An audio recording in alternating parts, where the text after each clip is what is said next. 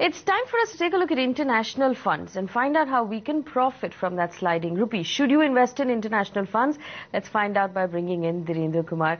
Dhirendra, let's take a look at the returns. The ICICI US blue chip equity 22% in the last 6 months. JP Morgan's ASEAN fund 16% and the most shares Nasdaq ETF at 18%. Should we be adding these international funds to our portfolio? Is it the best way to get that exposure in our portfolios?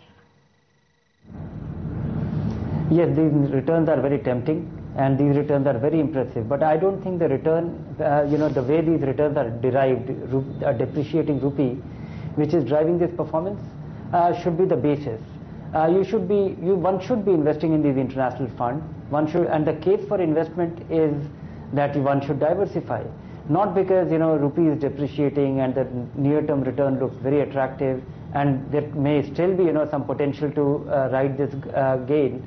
But that will be a wrong rationale. That will be a wrong reason to invest in such funds, because what we have witnessed right now, or in recent past, last 3 weeks in particular, and last 6-7 months in general, I would say that we can see a reversal of this, and that is the case. If you look at Nasdaq 100, what we were discussing last week, that of the 26 months, there are about 13-14 months in which the rupee has actually, not depreciated. It has actually worked to Indian investors' disadvantage. So don't get carried by this. One should invest in international fund. It should be a nominal part. It should be a small part of it, because you are getting a hang of it. And the idea should be to diversify, not to ride this short-term gains.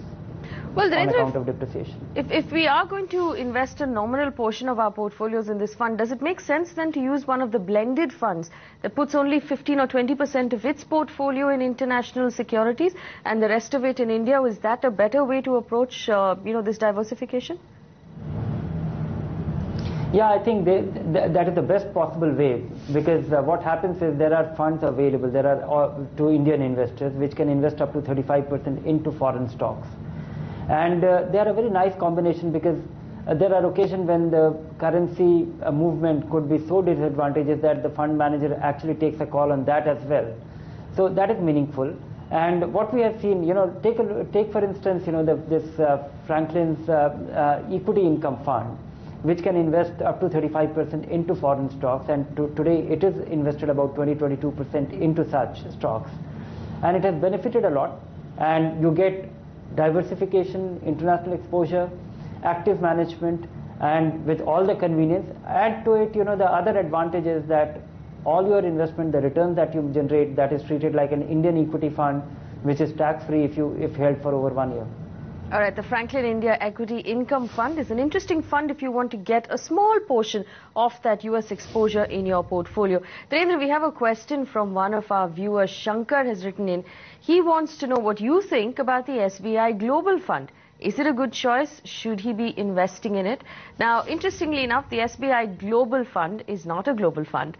It's a mid-cap fund, which all the more, gives us reason to tell our viewers that you should pay very close attention to the funds that you're buying. Don't go by just the name.